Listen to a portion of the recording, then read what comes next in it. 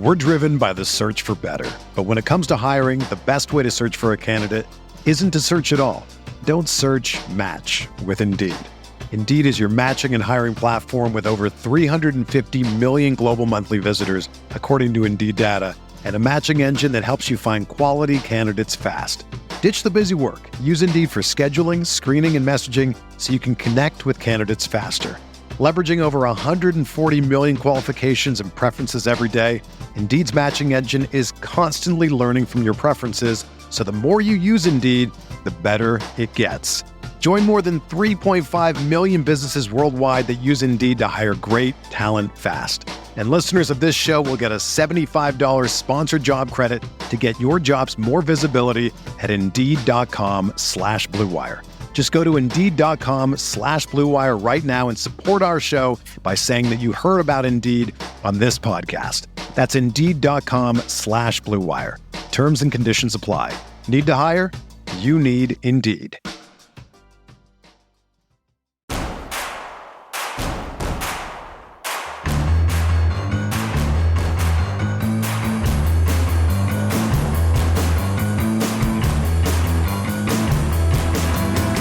From your favorite source for Chicago White Sox talk, delivering news, interviews, analysis, and more. This is the Sox Machine Podcast with your hosts, Jim Margulis, James Fegan, and Josh Nelson. Thanks, Rob, and welcome to a new Sox Machine Podcast. I'm your host, Josh Nelson, and it's Sunday night, October 13th, 2024, as we record this new episode. The championship series begins in both the American and National Leagues as the Los Angeles Dodgers and New York Mets square off in the NLCS. We are recording this episode while Game 1 of the NLCS is being played. And the New York Yankees and Cleveland Guardians once again cross paths in the postseason, this time in the American League Championship Series. The divisional series was a fantastic round of postseason baseball. Dodgers and Padres went 5 games, so did Guardians and Tigers. The Mets shocked the baseball world, making it look easy against Philadelphia. And the Yankees held off the pesky Royals. Of course, everyone still tries to drive whatever narrative they think is defining this postseason, but for a Chicago White Sox team looking to cut player payroll and other costs, it's clear with the championship series matchups that money is still king. Dodgers, Mets, and Yankees are in the top 3 when it comes to player payroll, and then there's the Guardians. They are the true Cinderella left in the playoffs. So if money still reigns, how can the White Sox catch up? Well, the new regional sports network they launched along with the Bulls and Blackhawks is aiming to bridge the difference with Comcast pulling out of the regional sports network game and shutting down NBC Sports Chicago. But as many Chicagoans and other residents in the area are quickly finding out, the new Chicago sports network is hard to find. It's still not on Comcast, nor will it ever be on YouTube TV. Efforts to try to replace the $70+ million in local TV deal money is going to come up quite short for the White Sox in 2025, which makes whoever they hire as the next manager to not only be a great instructor and motivator, but maybe a miracle worker too. In this episode, we'll discuss the latest managerial candidates to be rumored interviewing for the White Sox gig, our thoughts about the championship series, and what to make of the TV mess that Major League Baseball and their teams are running into in the very near future. Joining me are Sox Machine's beat reporter James Fegan and managing editor Jim Margulis. And hello, gents. Let's start with the White Sox rumored managerial candidates. And Jim, I think the list is 8. Let me just run it off real quick. Grady Sizemore, current interim manager for the White Sox. Skip Schumacher, the former Marlins manager. Clay McCullough, who's the current Los Angeles Dodgers first base coach. Buck Showalter, current MLB Network personality, but of course former MLB manager, most recently the Baltimore Orioles. Phil Nevin, the former Los Angeles Angels manager. And then you have Daniel Descalso, who's the current St. Louis Cardinals bench coach. Will Venable, the current Texas Rangers bench coach. And I guess we could throw in Sergio Santos, the current Birmingham Barons manager. Did I miss anyone, Jim? And out of this group of 8, do you got any early favorites for the gig? Well, I think the only thing we missed was that Buck Showalter managed the Mets last. After he was fired from the That's Orioles, right. he spent 2 years at the Mets, one good, one not so good. Favorites on the list, to the extent that I think a manager can make a difference with the team right now. I would say the most intriguing would be maybe Daniel Descalso as somebody who is the youngest candidate, I believe, that we know of. I think he's going to be 37, 38. Of the candidates we know, I think their earliest is your youngest is in their early 40s.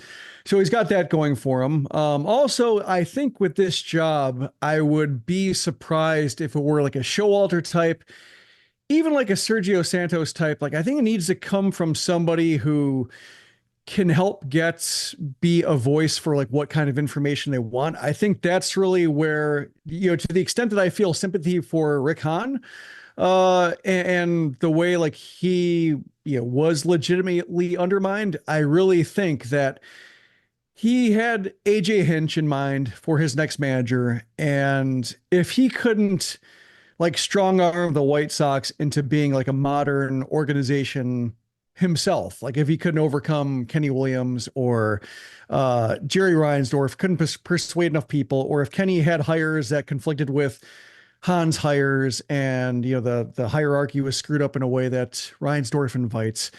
Like, I think he could maybe say, bring in Hinch, and Hinch said, at the Astros, we had this and I really needed this and we don't have this. Please get me this. And he might have enough sway, especially if the White Sox are winning divisions, to where like he can help modernize the team from the bottom up and kind of meet Hahn halfway. So I think when Tony La Russa was hired, obviously that went by the boards. That added even one more cook to the kitchen and somebody who reported directly to Reinsdorf and screwed things up further. So I think, if Getz was paying attention and saying, if he was secretly plotting behind the scenes and looking for a way to overthrow the current hierarchy and say like, here's what I would do. I imagine that, he might've been saying like, oh, manager's kind of important, or I need to be able to hire my guy. And so I would think it'd be somebody along those lines, which I think is why McCullough is also a possibility, working with the Dodgers, that he wants somebody who comes from that kind of organization who can help, if there is momentum, truly momentum from the depths that the White Sox have sunk to, and that Reinsdorf is serious about modernizing the way the White Sox do things. I'm inclined to think Reinsdorf will do it for as long as he has to, which is like 1 year ideally, and then like they get good again or get mediocre again, and all of a sudden like he pulls off and stops investing. But I think the manager might be able to provide some momentum to that regard. And I think like McCullough, my reservation there is like, having watched Pedro Grifol, somebody with no major league playing experience, kind of struggle to enforce standards for veteran players and basically treat the clubhouse as a two-tiered justice system, with rookies and guys with a couple years of service time or less or fewer being held to a certain standard, and guys who are more or less made being hands off. I would say that that's my reservation for against somebody like McCullough. James, is past playing experience a factor in the next managerial candidate for the White Sox? It seems like it certainly is something that's valued by the clubhouse. To a degree, I think it's probably overwrought, and certainly I think if Pedro Grifol came in and had immediate success, I don't think it would come up as much. It seemed like maybe something to point to as a stand-in for, this guy has communication failings, or this guy doesn't seem as consistent, or just doesn't seem to connect with us the way we want. Like, that became like a reason to point to it. I certainly think that this is a front office where major league experience is probably highly valued, since it's somewhat unique, and that's what's really composing Getz, Barfield, Jin Wong played college ball, Jan Ospina, a former pro major league player as well. So I would imagine it'd be something they view as valuable, but I also don't think it's like they won't even interview somebody who doesn't have major league experience level of close-minded to us. But I think they have to be very aware that was something that this group, when they were trying to figure out why it wasn't working with Grifol, this player group, which, could obviously turn over a lot, especially like, it's so many positional players citing it when, it's basically the least productive positional group ever. Where would there be a lot of carryover where we need to placate them? But it seems like something that has to be a factor, but I don't think it's like, I don't think they're run by a group that's like, no major league experience, get out of here. We're not even going to talk to you. Is there a name out of this list, James, that jumps out to you that, to borrow a Rick Hahn phrase, checks off a lot of the boxes that Chris Getz has been hinting at when speaking with you and other members of the media regarding the White Sox process and hiring their next manager? I mean, a lot of them do, especially like, I think, Schumacher and McCullough, and I think Descalso even qualifies, because they've set pretty wide parameters, and I think they could point to pretty much any organization at this point and talk about their process, and we'd be like, wow, that's exactly what the White Sox need. And it would just be like standard, like, organizational stuff. It's an easy answer, and I think as much as I become convinced that like managers matter, maybe more than when I was blogging and just talking about like war and production and strategy. I think scouting for it is particularly tortured because like so much of the reason managers matter is like how they connect with a certain group and like why they succeed, how the season played their particular skill sets or what crises even came up and whether they were able to, cope with it. Because if we're just talking about like able to speak to certain principles that we think are important, Pedro Grifol probably sound great. I certainly thought he sounded pretty good up until the game started. So I think scouting for it's probably pretty tortured, and there are other examples I can get for why this like doesn't connect. But in terms of like where we are in the now, like Skip Schumacher would just be like, because he was like viewed as the big get of like the managerial season, or it's supposed to be exciting, he's available. If he wound up with the White Sox, that would just be like an endorsement of the project that they have. That the fact that like somebody who seemingly has his pick of future opportunities is not in a situation where if I don't take this manager gig, who knows when the next one will come along. If he were to pick the White Sox, would be like, oh, they're capable of selling their vision to someone who's a free agent competently. And sure, there'd be mitigating factors like the Tony La Russa collection and whatnot, like why he maybe thought, or maybe he just looks like hell. There's going to be organizational stability here that I didn't have at the last place. I know this GM is not going anywhere, type of view with it. But I think it would just be like, all right, they sold their vision. They did not look as hopeless to somebody who seemingly had their pick. It would be kind of a shot in the arm, even if it was a false hope or fool's gold a little bit. And maybe he's not as good as we thought, or maybe he's not a miracle worker and in a situation needs miracles. But I think the initial PR hit would be like, hey, somebody who doesn't have to be here is choosing to be here. Wow, that's great. And so that's what makes him stand out. Whereas I think every other candidate would be, all right, what's really wrong with this candidacy that he settled for this? Or why did they choose him? Or why was this a shortcut? Whereas Shoemaker kind of has, he's wanted to some degree publicly, at least from what we understand. Yeah, it's a common theme in feedback on manager posts and Sox Machine comments is, what kind of candidate are they actually going to get? Who's going to settle for this job? And, it comes down to scarcity. Like that's the argument. It's always, there are only 30 of these jobs. And if you do an amazing job with the White Sox, you should be manager of the year every single time, or at least top 3. And you should, get your pick of jobs afterwards, et cetera, et cetera.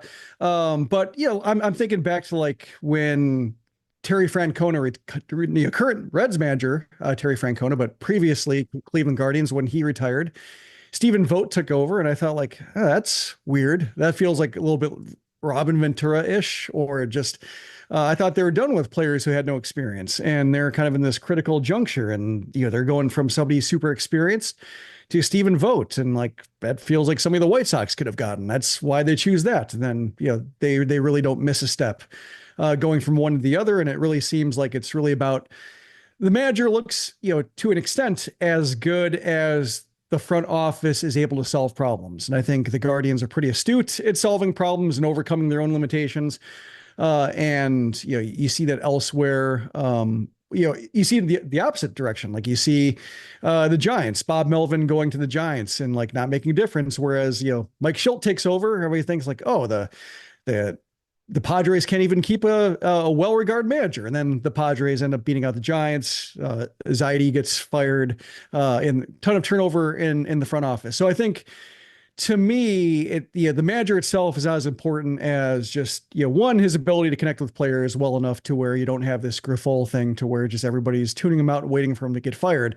After that, I think it's a matter of like what kind of players he provides, or the front office provides that manager, and their relationship, and having, here's how it's going. Here's what I need. Can you get me these players? If not, how can we best manage the players we have? And just, having that kind of open dialogue that we have not seen with the White Sox at times, like the end of the Rick Renteria era, when Renteria wanted pitchers and the White Sox are like, nah, we're going to just kind of go with what we have. We talked to all the veteran players in the clubhouse and we can compete with the players currently available. That kind of frayed.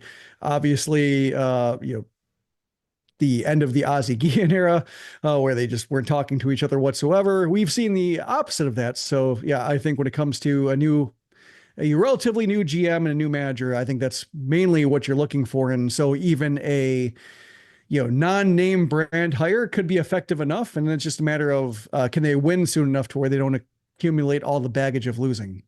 Yeah, I think that's why moving forward, especially as you mentioned with Stephen Vogt and the success that he's had with Cleveland. I mean, the Guardians are just 4 games away from making it back to the World Series, the first time since 2016. We'll talk about that American League Championship Series later in this podcast episode.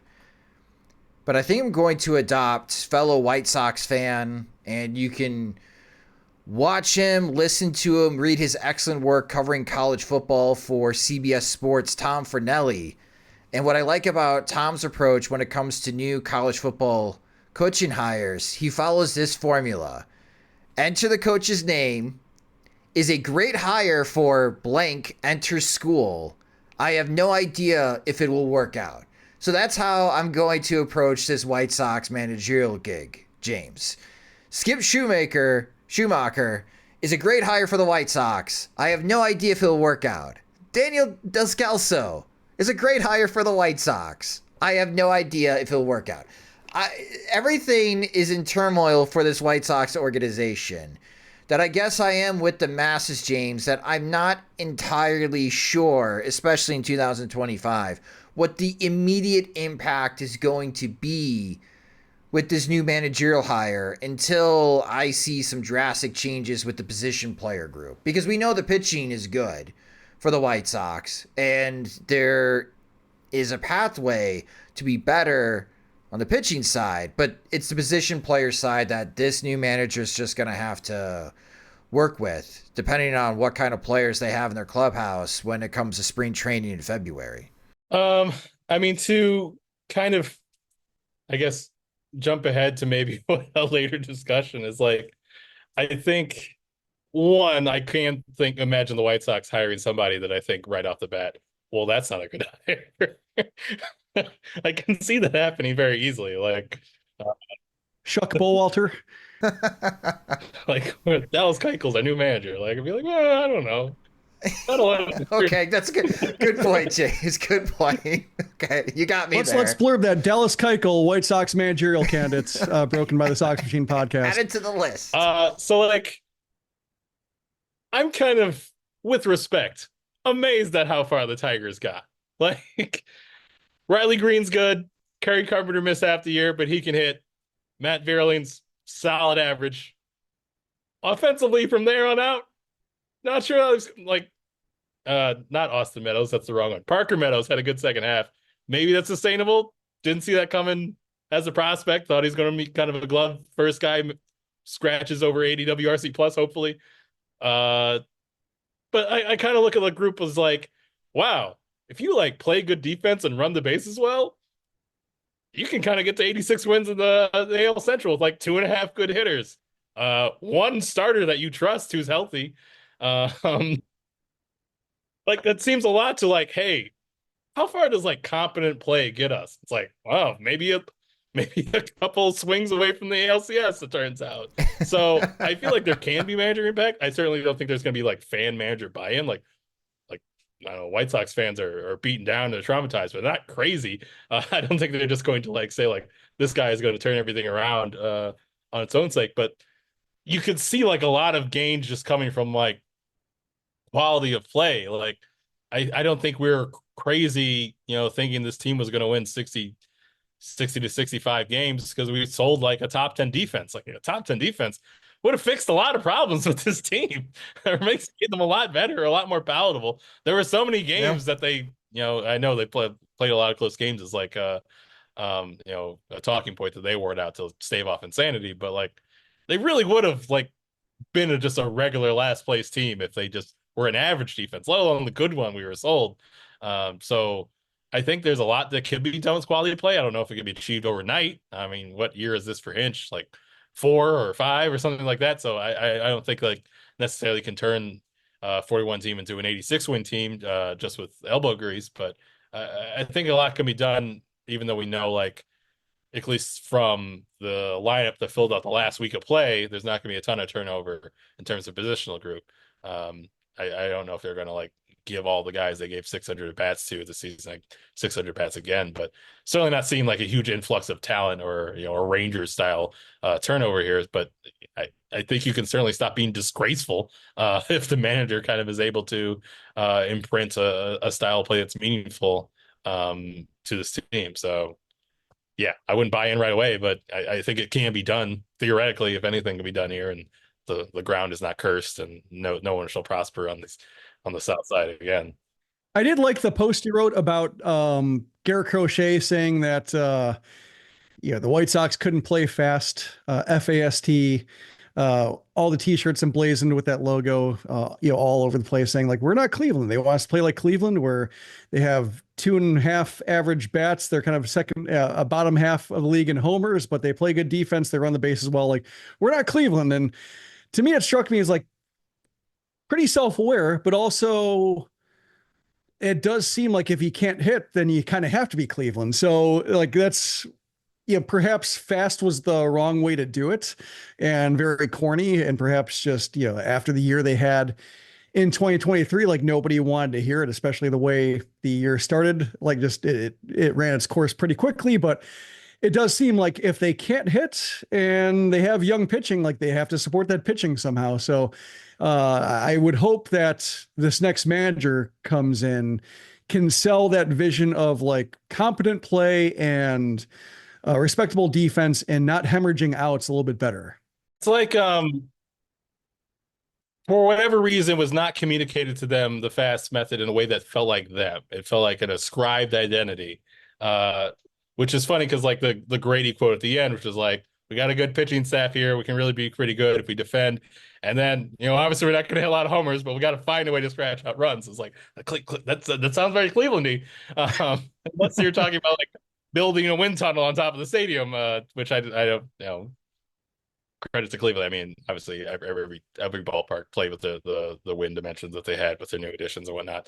But it sounded very Cleveland-y, but it seems like it has to be communicated to a way that like feels like it's actually incorporating their identity in a real way and not just be like, pointing at the TV screen and be like the boy, which is what it felt like the message got interpreted as this season.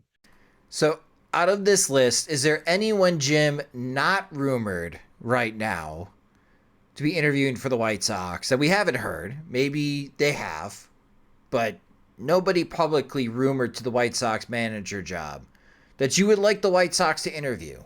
Like is probably a strong word, but one name that popped out to me was Freddie Gonzalez was let go as part of the Orioles coaching staff turnover with them hitting a wall, but kind of checks some boxes in terms of bench coach for a very successful modern organization. Obviously, his managerial experience with the Marlins and Braves was not seen as the forefront of modern MLB play, but if you're talking about like somebody who has an understanding of what how a team should play, how young players should develop, how what kind of information gets channeled to the managers and coaching staff, and how that gets directed to the players, like he would have some idea of it. So if he popped up as somebody the White Sox snared in their very wide net, it wouldn't surprise me. And I would think like, oh, that kind of makes sense. Okay, so Freddie Gonzalez. James, you got someone? It's like, I mean, my short answer would be like, I don't feel like I really know who would be like good or fix the situation.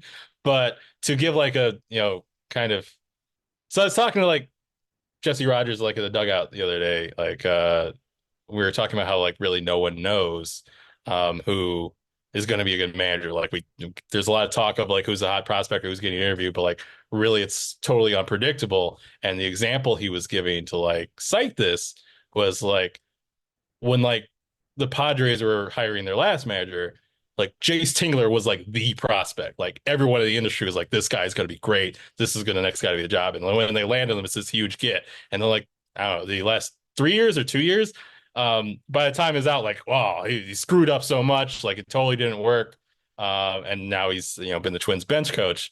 I think there's been a lot of, and I think if it's a little bit just like we just got burned by this last manager type, so let's go to a different type where it's like, we have to get someone with experience, but at the same time, no one really wants the feeling of like a retread or just hiring someone who like immediately failed. But I think like that's probably the, now that Terry Francona is gone, like that's probably like the angle where the White Sox are shopping, and somebody who like can learn from their previous experience and has value on the coaching market, but isn't necessarily like we're getting some legend out of retirement or we're getting some huge get sort of guy and he's going to turn around the 41 and win the White Sox. It's probably going to be somebody who needs like kind of a second chance to show what he can do. So I think we kind of swing between these poles between not that I necessarily think like Pedro Grifol is going to get another managerial job after what he's done, but I feel like if somebody fails, it's certainly a situation like the Padres was very star-studded and a lot of loud personalities and not established guys who have a way of doing things, which is not what the White Sox have.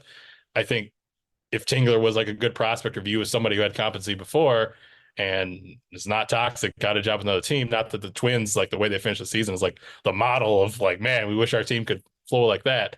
But that's just like a guy who's, it seems like the sort of like guy who has his qualifications, who's just kind of hanging around, but doesn't necessarily have like momentum behind him as like the hot prospect. But were all the things that were said about him going into the Padres job just wrong and proven irrefutably wrong, or was it just like not the right opportunity because we don't really know how things are going to mesh or how these personalities are going to work or how guys are going to communicate to certain guys until they're kind of put in the opportunity. So if it came out that they're interviewing him or Jace hit me up DMs tell to leak anything, that'd be great.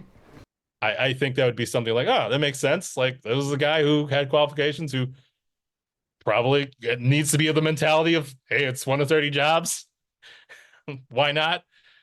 So I don't know that's not a real suggestion. I don't think like the White Sox should hire Jace Tingler because like I've never met the guy type of thing necessarily, but that seems like the sort of one that speaks to like the fickle nature of like what managing prospects are, but also like, has experience. Still working in baseball, is not disgraced. Shouldn't that be the sort of person they'd look into? Tingler, like I think the Bob Melvin experience in San Diego laid some things bare in terms of just how AJ Preller runs things and how many people he has kind of around with elevated voices and how that seems to foment suspicion about who's really in charge and who's listening to who. And so like I think part of Tingler's battle was like, oh, he's just a front office puppet and players didn't trust him. And then Melvin comes along and, has one good year and one bad year. And it's kind of like more of the same. So like, it is possible that he is a product of like he's learned some things from being in a kind of toxic environment, at least like a boiler room type environment of just very cutthroat and what the hell is going on here. And you watch your back at all times because it could turn on you in a hurry, whether it's from the players or from, executives or non-executives who have executives' ears, et cetera. The other thing that kind of jumped out to me in this conversation was that with Sergio Santos and with the experience he's had at Birmingham, a lot of people have likened him to Terry Francona, who was a manager with the Barons during the Jordan years. And, he went on to, he's going to be a Hall of Fame manager, and the White Sox never had a chance to, or never hired him. They probably had 2 chances to have him as their major league manager.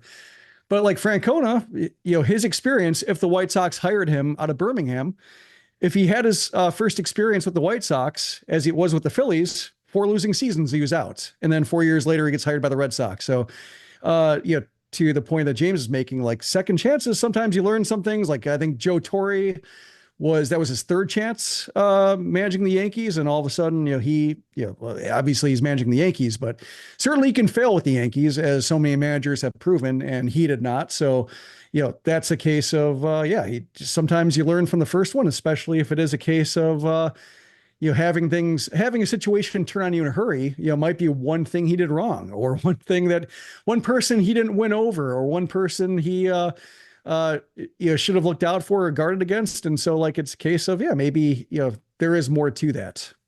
Jace Tingler in 2020 finished second in the National League Manager of the Year voting, which is also where Rick Renteria finished in the American League in 2020. And we all know how that worked out for good old Rick. I had a manager vote that year, and I did not put him in my top 3 because I just had the sense that his employer wasn't that happy with him. So I don't know. My suggestion, and you guys can trash this if you want, would bringing back Joey Cora make sense for the White Sox? No, nothing against him. I think just Guillen's still around in the orbit, and they're very tight. The Cora and Guillen's, and if you're worried about information getting out, that's through unauthorized channels like that, I think the White Sox would be very on guard against that. Okay, I did not think of that. That if Cora was upset with Chris Getz, that he would tell Ozzie Guillen, and Ozzie Guillen would go on the pregame show. Or not him, but Guillen's, plural. Yeah, I guess. Okay. Well, I saw a lot of Joey Cora in the postseason. Other organizations, maybe. This organization's not so much. Okay. Well, I do like the recommendations that you guys made with Freddie Gonzalez and Jace Tingler. For everyone in the comments section on SoxMachine.com, I'd like to hear your guys' recommendations as well. Who is not rumored right now that you would like the White Sox to interview for the managerial gig? We're still a couple weeks away before the White Sox will officially make this decision. Do they want to make this hire, James, before the GM meetings? Yeah. I think I can think of an example where a team didn't have a hire in place by the GM meetings, and we all talked about how weird it was. Getz said late October was his expectation. I think early November is a possibility, but I don't think they're planning on going to GM meetings without it. And at that point, with the season ended, you should have interviewed or at least talked around everyone you want to. I think it'll be late October. Oh, did we mention Carlos Beltran in the list of candidates? Bob Nightengale floated that name, and that's another name that makes sense.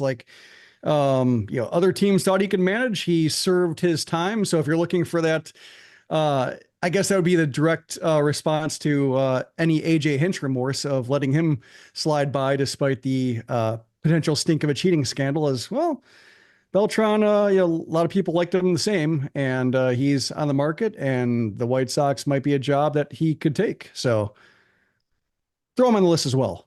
All right. So rumored managerial candidates from sources. We've got 9 guys right now. And then your recommendation, Freddie Gonzalez.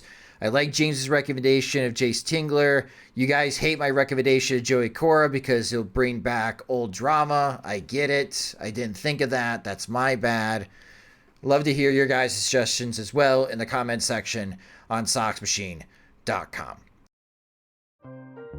This episode is brought to you by Atlassian. Atlassian makes the team collaboration software that powers enterprise businesses around the world, including over 80% of the Fortune 500. With Atlassian's AI-powered software like Jira, Confluence, and Loom, you'll have more time to do the work that matters. In fact, Atlassian customers experience a 25% reduction in project duration per year. Unleash the potential of your team at Atlassian.com. Atlassian.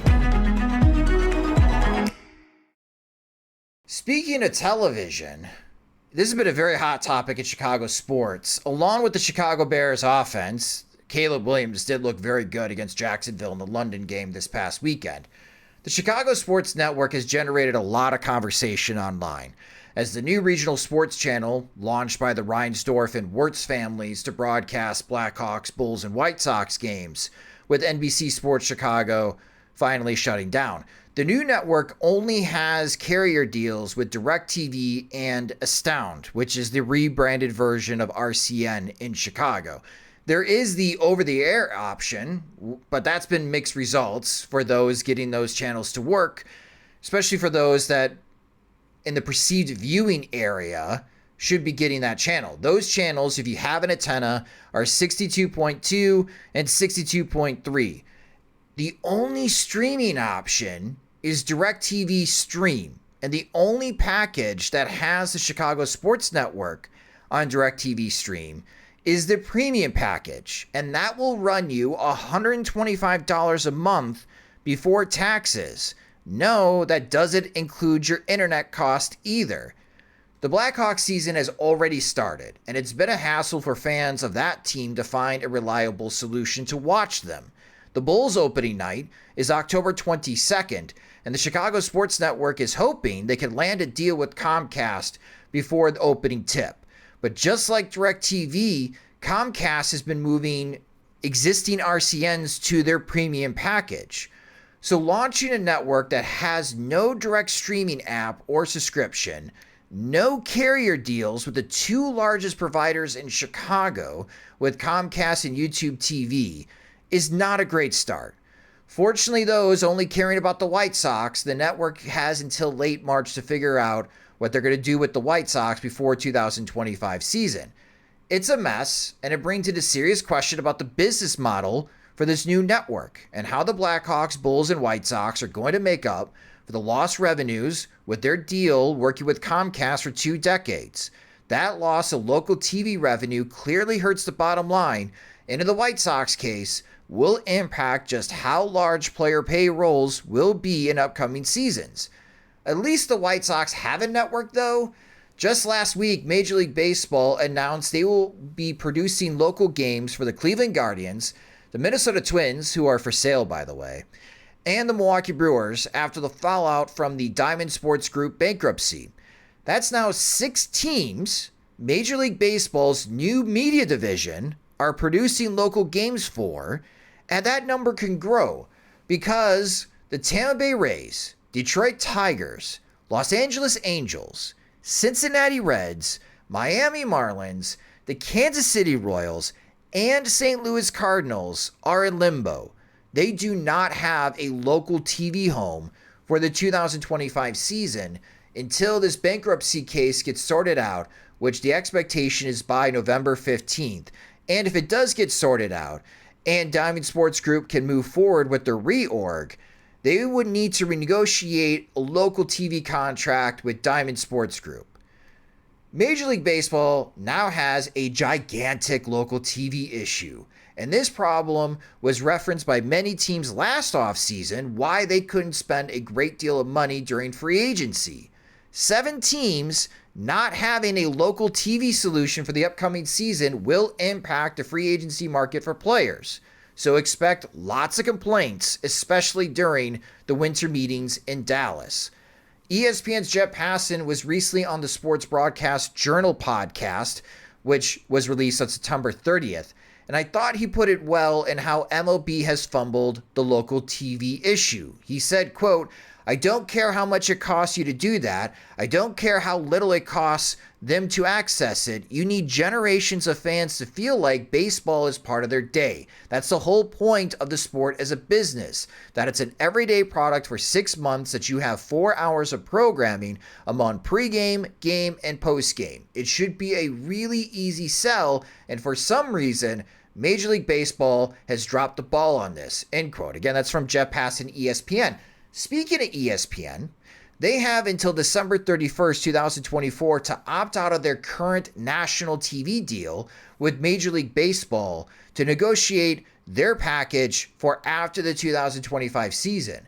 The expectation is ESPN will opt out, and they want to opt out to either reduce their costs with Major League Baseball or increase the amount of postseason games they get rights to.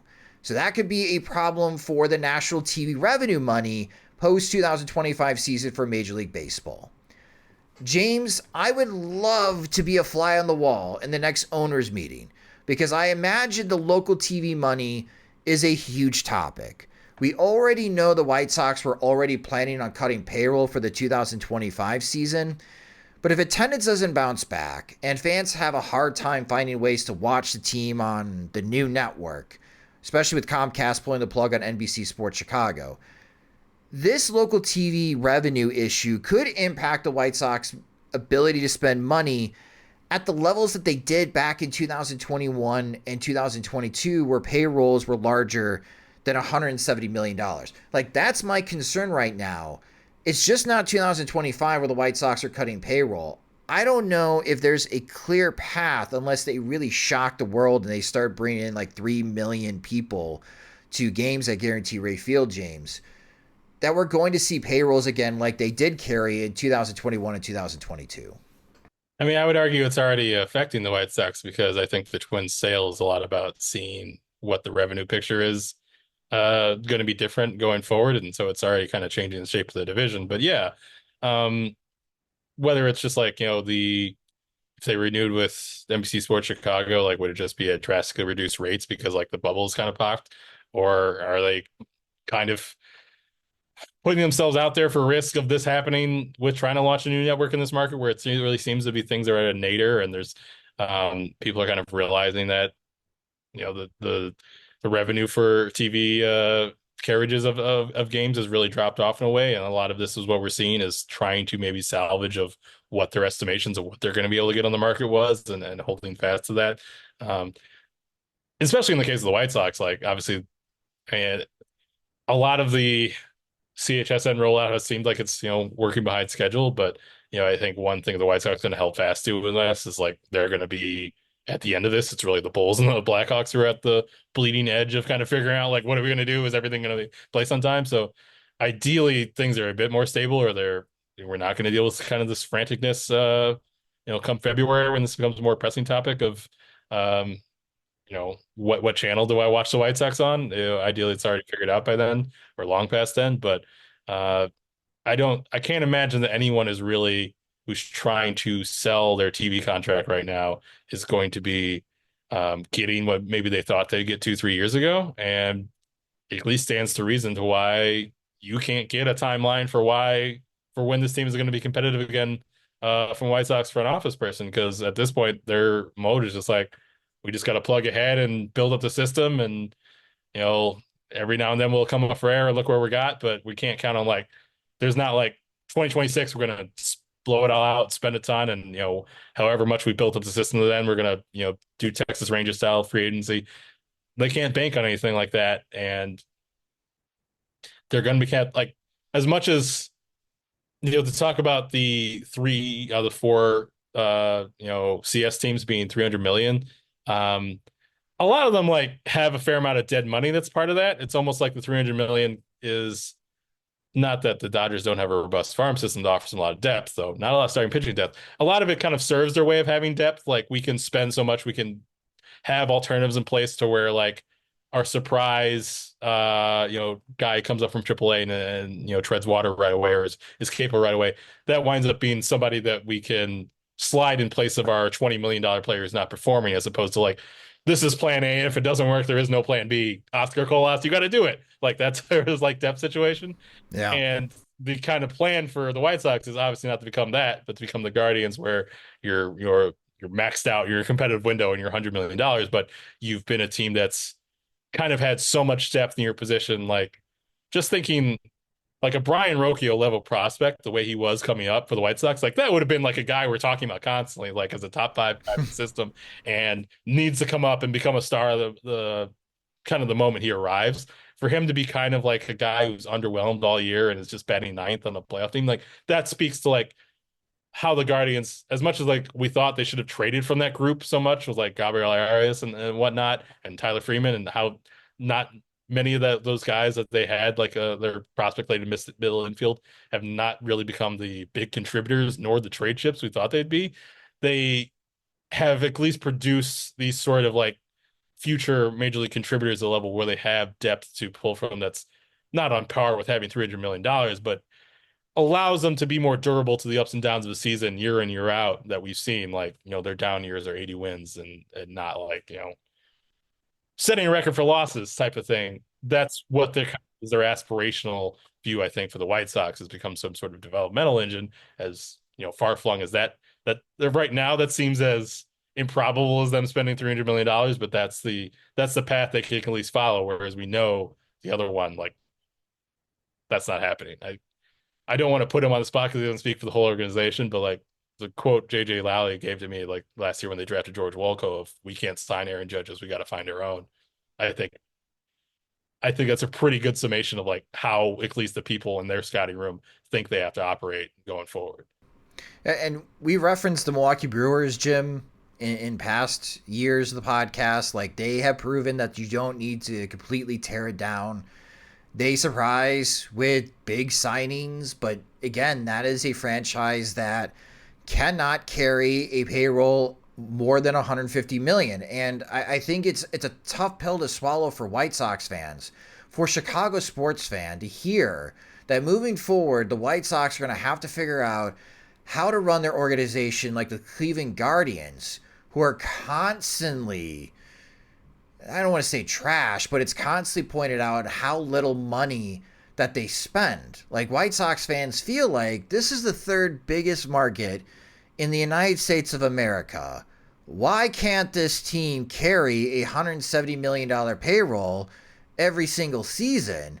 Well, because they're struggling right now to make $225 million in a season. That's why they can't carry a $170 million payroll.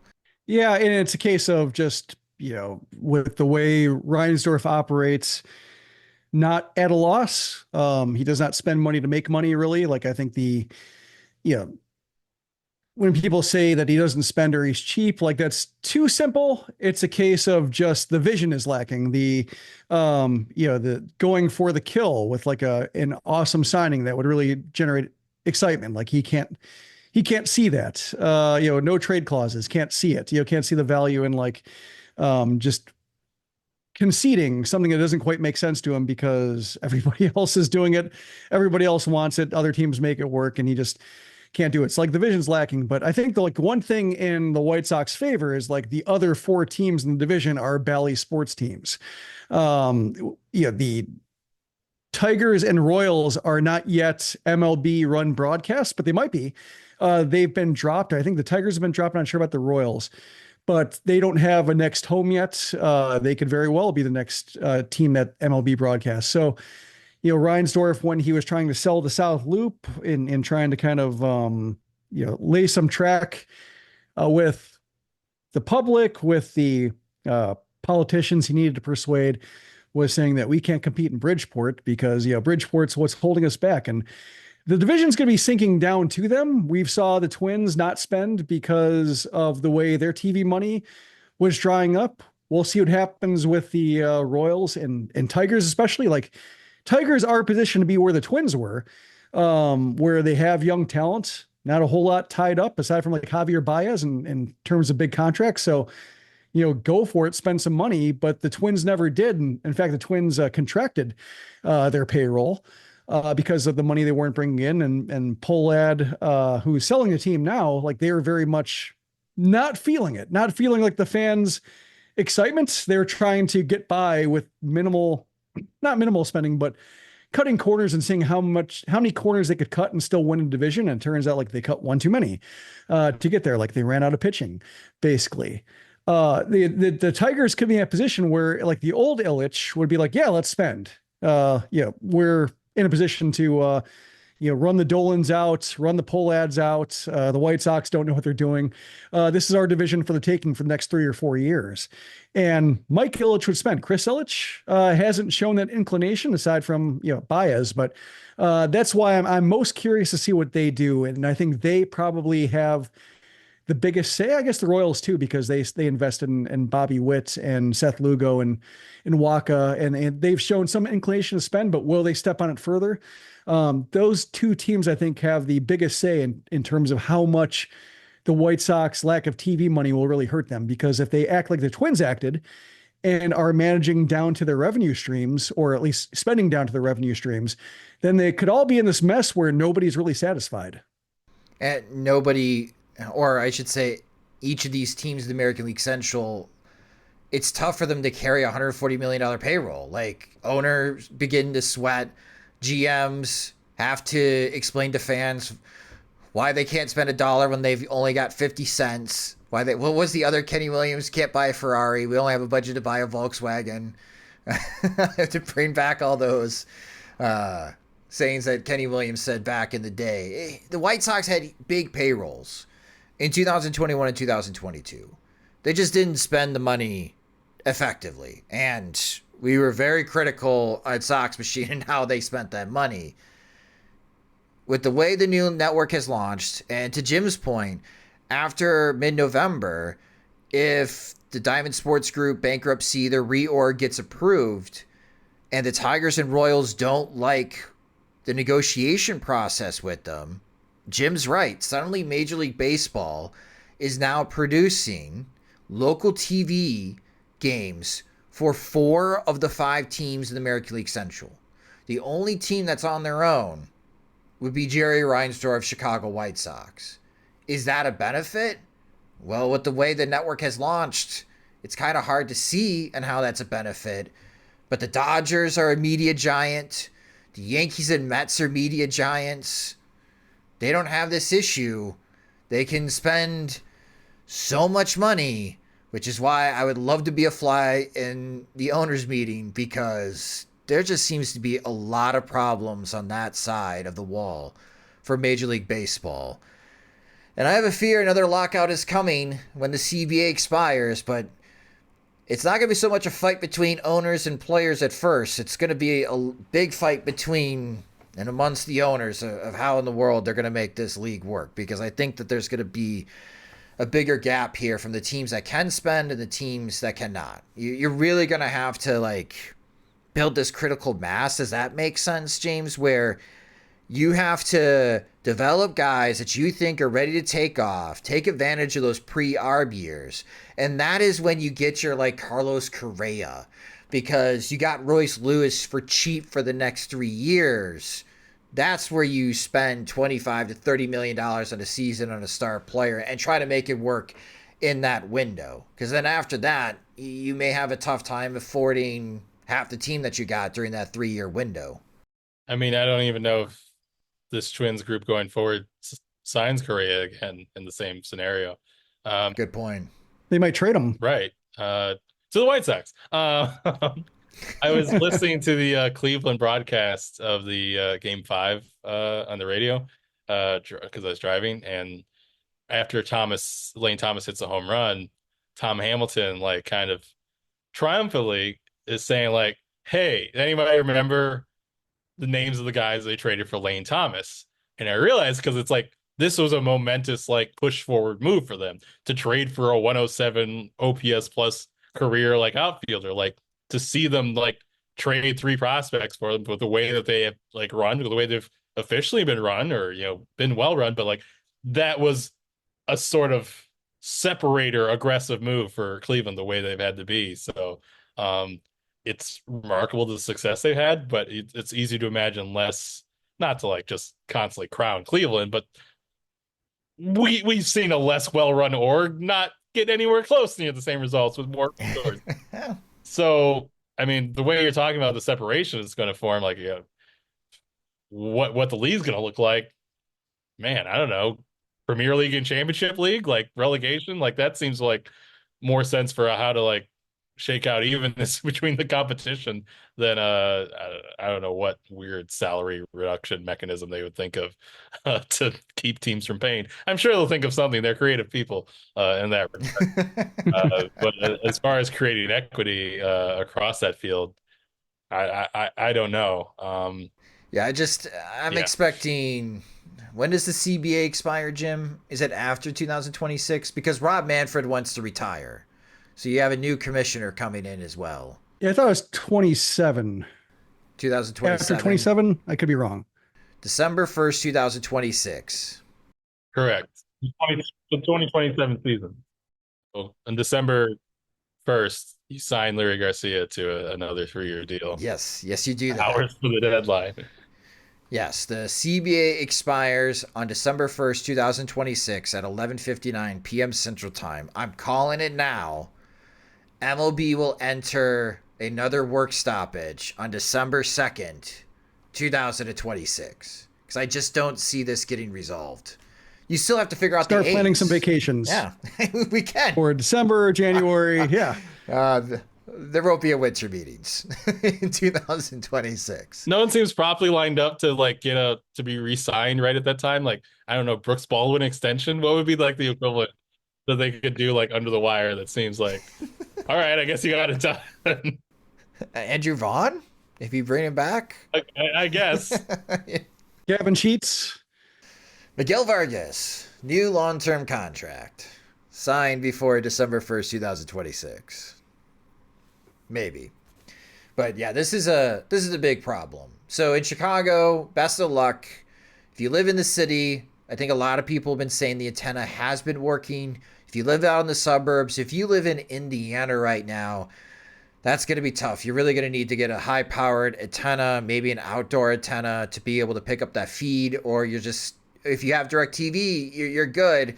Maybe some good news will come soon that it'll be on Comcast. It will not be on YouTube TV. So if you're like me with YouTube TV, we're all going to have to figure out a different solution come March before the 2025 opening day. Hey, it's Austin James. If you're like me, trying to live your best life while living with diabetes, you can relate to worrying if you're doing a good job managing your diabetes. I use the Freestyle Libre 3 Plus sensor to get real-time glucose readings and see the impact of every meal and activity to make better decisions. The Freestyle Libre 3 Plus sensor can help me live life with diabetes on my own terms, and it gives me more time for the things I love, like being a dad and a musician. Now this is progress. Learn more at freestylelibre.us. For prescription only. Safety info found at freestylelibre.us. At Sierra, discover top workout gear at incredible prices, which might lead to another discovery. Your headphones haven't been connected this whole time. Awkward. Discover top brands at unexpectedly low prices. Sierra, let's get moving. And to wrap up this podcast, we'll talk about the postseason briefly here. We've been mentioning the big budgets are winning again. The top three payrolls, the Yankees, Mets, and Dodgers, are all in the championship series. The Guardians are there as well. As we recording this, the Dodgers are up big in game one of the NLCS. It's currently in the 8th inning. The Dodgers are up 6-0 against the New York Mets to kind of pull back the curtain. Dodgers Mets is a fascinating NLCS, James. How do you like this series to go? Obviously, the Dodgers taking advantage of game one, but as you mentioned, do they have enough starting pitching to win 4 games against the Mets? Because at least for the Mets, with Sean Manaea and even old friend Jose Quintana, seems that they have the advantage over the Dodgers right now on that front. I mean, I think the Dodgers bullpen is better. Certainly seems like, if Ohtani like goes, there's definitely things the Dodgers can do. Like if Ohtani like goes into Ohtani mode for 3-4 games in a row, like there's not a bunch of counters to that anyone has.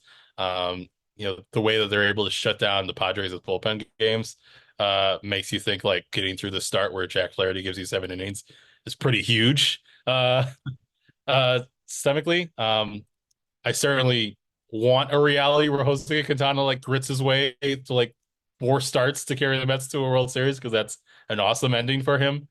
But I don't feel like maybe the Mets have as many methods to completely overwhelm the Dodgers the way the Dodgers can. If like, I think at least with Kopech and Trinan, the way they've looked recently, I think if the Dodgers take a lead, I know the Mets have been chaotic in the last innings, but they probably would feel pretty good if they're in a close game in the final 3 innings if they're starting pitching doesn't get away from them. And I think, not to just take away from Francisco Lindor or even Pete Alonso, but I think with Betts and Ohtani, they kind of have 2 guys where if they get hot, there's kind of no stopping them level 2.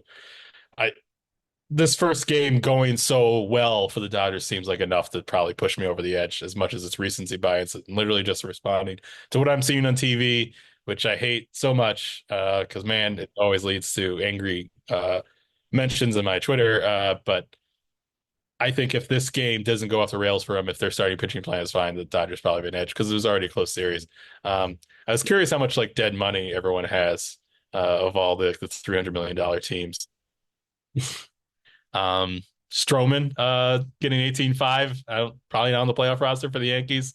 Rizzo 17 million, unlikely, or at least 50-50. DJ LeMahieu getting $50 million.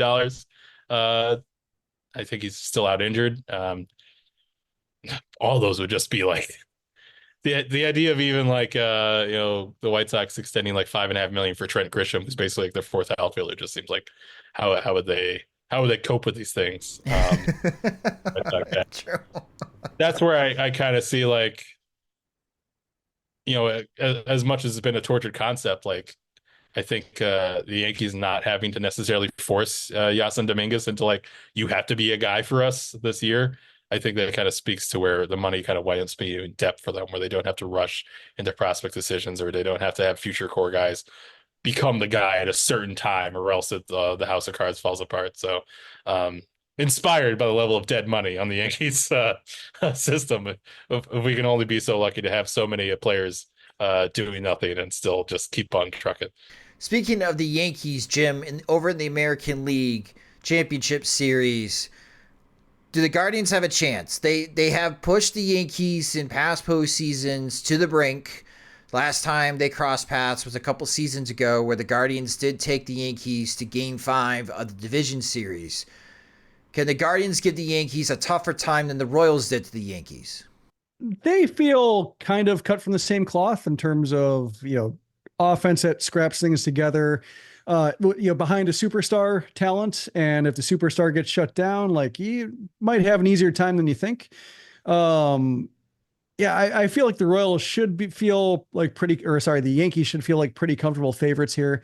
One thing I was wondering about watching the Guardians and Tigers and watching the Tigers, not really have a rotation behind Skubal, and thinking like, do they regret trading Jack Flaherty? Watching Flaherty pitch 7 scoreless innings in, Game 1 of the NLCS, and there is a little bit of a butterfly effect or sliding doors. Like Trey Sweeney, not like great, but good glove, provides a little bit more depth at shortstop to where like Javier Baez isn't a factor. And maybe that's enough to give them the position player mix they needed. So perhaps they kept Flaherty and he's more of a starter that they didn't have. Maybe their infield's still a mess. They don't scratch together the exact amount of runs they needed to rally the way they did. But that's kind of jumped out to me as a trade that feels like maybe wasn't necessary, and maybe is one thing that maybe kind of hurt them in their ability to keep the Guardians offense more in check. I think the Yankees don't really have that problem in terms of they have starters, they have a good bullpen, they have ways to match up that the Tigers, I think they were good in a sense of like they could create some chaos early and create some difficult substitutions. But if you got past that, if you had like that one big blow, their options were more limited. And I think the Yankees can keep more of their cards to play later in games that could make it harder on the Guardians. Like when it does come time to, leverage bats correctly, because the Guardians really need to do that in order to have an offense that's average. When the Tigers traded Flaherty to the Dodgers, it was on the deadline, July 30th. The Tigers were 52-57. They ended up losing to Cleveland 5-0 in that game. And they were 14 games back of the Guardians at that point.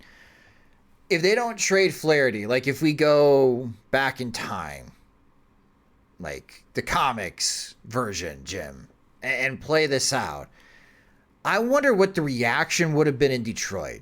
Like with our friends over at Bless You Boys, who blog about the Detroit Tigers. If the Tigers didn't trade Flaherty away, I wonder if there would have been a lot of people upset about, like, what are we doing here? You're 5 games below 500, and they would actually lose the first 2 games in August after trading Flaherty. So they ended up being 7 games below 500 at one point in early August, which makes their last run here amazing. But like, they got to the playoffs, and if they did have Flaherty, do they beat the Guardians? And are they in the American League Championship Series with Flaherty and Schoolball leading the rotation against the mighty Yankees. It is an interesting thought exercise, like you mentioned, the butterfly effect. But like in the opposite, if they don't trade him, like if we did play out this scenario, Jim, everyone that covers the Tigers have been like, what are you doing? Why did you not trade Jack Flaherty? And perhaps like it doesn't register the same way that trading did. Like it didn't shake. It didn't have the kind of resonating effect of, oh, they're giving up on us. Oh, we're just throwing caution to the wind. We're going to play some young guys, see what happens. And the pressure's off because nobody expects you to rally. We're thinking more about 2025 and beyond. And all of a sudden, they start coming up with some, really unlikely wins, some late game rallies.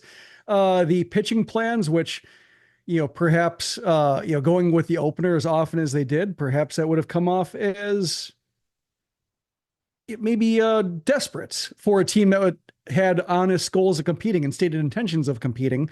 But because they weren't supposed to be there, it's just more like, oh, let's throw caution in the wind and let's just see what happens. Let's just try to win 3 innings at a time, basically, and keep our heads down and see what the standings look like when we're done. And maybe if they keep Flaherty, it just is, oh, our team's good enough, our team's okay. And it doesn't shake enough people out of their ruts to come together in a different fashion to win these games. So I don't necessarily think they regret it, but I do wonder just, was there any chance of the Tigers rallying with Flaherty and, without Trey Sweeney there to just be able to bury Baez? That's the one lingering thought, because the Guardians were able to, I think after game 1, after they, got bullied a little bit by the opener in terms of, getting shut out 3-0, and then just, looking like they were pressured into substitutions they didn't want to make. It seemed like there was a way for the Tigers to win. And they were set up for Schoolball in game 5, but the Guardians came up with that one big hit they often need. It just wasn't Jose Ramirez or Josh Naylor doing it, was Lane Thomas. Yeah. But whoever does it basically gets the job done. Yeah, Lane Thomas, famous fantasy baseball trade made by James Fegan. Total redemption for you, sir. That was a good trade. Bobby Miller blew up on that other guy. I also got James Wood in that trade. It worked out. It'll work out for generations to come. For the second place, James Fegan's fantasy baseball team. Isn't the regular season record the true measure of a best fantasy team? I think if you go 20-1 in the regular season and lose in the final playoffs, is that a failure? No. Is that a team that was mismanaged? I don't think anyone would say so. Also, if you finish in second place, you leave fans wanting more. Yes. You do. That's the best. The main thing we want is for Cole Raggins to not get scratched from his start in the final weekend. Did I have too many starting pitchers on playoff teams? Was that my problem? I apologize, Your Honor. And then finally, Bob Nightengale, after the Tigers were eliminated in the division series, already crowning the Detroit Tigers as the 2025 American League Central favorites, as a podcast that covers the Chicago White Sox and talks and sees a lot of American League Central baseball. Guys, are we buying the Tigers as the favorites going into next season, James? I mean, I initially reacted to it like, what? Because it was kind of in, I don't know, Bob's a very confident writer, so he stated it with like it was an established fact. Whereas so my initial reaction was like, what? Because kind of the assessment of why there's so much praise for AJ Hinch and what he's done is because we all acknowledge this isn't the strongest roster we've ever seen. This is, I think the joke I made to a friend was this is he tried to hang glide across the Atlantic Ocean and then heroically only crashed 75 miles west of the coast of Ireland. Wow, amazing. Shouldn't have done it. Shouldn't have gotten this far, but clearly got everything out of his group. And then the response is just wait till he gets another hang glider, then it's over for you guys. That. No, that's not what we're thinking at all. But the more I look at it, it's not a take that is not justified or has no bearing in it. A lot of this team was, we pointed out Trey Sweeney, he was a rookie. It was a call up this year. Trey Sweeney's not maybe the big guy I think would make a leap for them, but Colt Keith this is probably the worst year he'll have out of the next 5. Chase Young came up in this season. Like, that's someone that we like as being a piece for them going forward that thought was going to be a good offensive infield. Jackson Jobe was like, moonlighting as kind of a reliever. You could see why he was exciting, but he wasn't necessarily like a big factor yet. Like, that's obviously someone who should debut and be a bigger factor going forward. Certainly some of I'm not necessarily thinking of Kenta Maeda like bounce back, but like theoretically, Kiter Montero was not like bad for them. Maybe he could be better next year. Maybe Casey Mize or Matt Manning comes back into play in some way where they're having impact. Like, they have a lot of guys who, not a ton, and maybe there's not like a big wellspring of other prospects coming up. Justin Henry Malloy was somebody who like came up and there was thought he could be a good OBP guy, but certainly wasn't that yet. There's a lot of guys who like could get a little bit better next year that they're already relying upon, where you could see that group like building upon this season in some way. I don't think it's like number one's a bullet or the for sure favorites. And I think like a lot depends on like how the dust clears in the offseason. Like, if they spent, like, sure, they could easily have a lot of momentum by it. If there were no other reasons, then national writers love hyping up teams that gave them transaction news to cover in the offseason. But for the most concrete standpoint, they lost to another AL Central team in the playoffs. That team should probably be the favorite. So I'm not buying it, but I'm not as dismissive as I was initially, because it was just stated with so much certainty where I was like, it was like the dog tilting my head at the screen a little bit.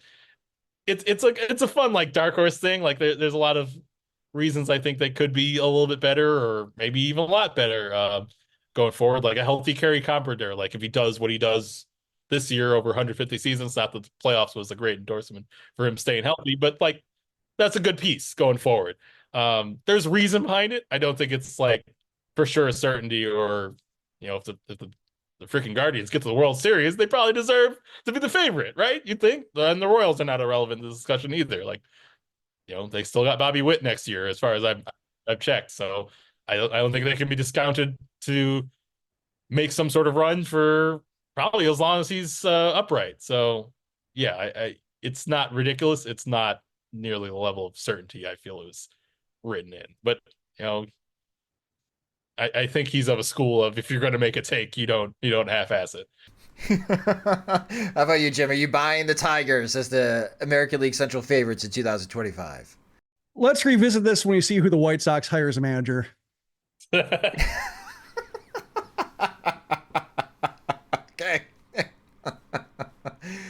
All right. The coup of the century? I hope his autograph is on the next... just going forward, always AJ Hinch's signature on every single announcement. Oh, that'd be hilarious. What an Easter egg that would be for everyone involved. Well, that will do it for this episode of the Sox Machine Podcast. Thank you guys so much for listening. And if you just discovered the Sox Machine Podcast, you can subscribe to the show wherever you listen to podcasts, such as Spotify and Apple Music. You can also watch the show on our YouTube channel over at youtube.com/Sox Machine. Follow us on social media. We're on all the platforms at Sox Machine. You can follow James at JR Fegan. You can follow me at SoxMachine_Josh. For full access to our coverage of the Chicago White Sox and all things in Major League Baseball, subscribe to our Patreon at patreon.com/Sox Machine. And for our Patreon supporters, which monthly plans start at $5 a month, and we do have annual subscriptions available and other tiers of support. We are going to be having our town hall presentation in the upcoming weeks to share with you what our plans are for the 2025 season. We've been already hard at work with the regular season over, discussing what adjustments, what changes that we are going to be making for 2025. That town hall presentation is only for Sox Machine Patreon supporters. So if you want to be able to, one, get full access to our coverage, two, support Sox Machine, especially having James on board, being our beat reporter. We're going to be at the winter meetings down in Dallas, Texas in early December. And you want to be part of that town hall presentation, sign up at patreon.com/Sox Machine today. The Sox Machine Podcast is a production of SoxMachine.com, your home for all things Chicago White Sox baseball and part of the Blue Wire Podcast Network. Alongside Jim Margulis and James Fegan, I'm Josh Nelson. Thanks for listening and watching.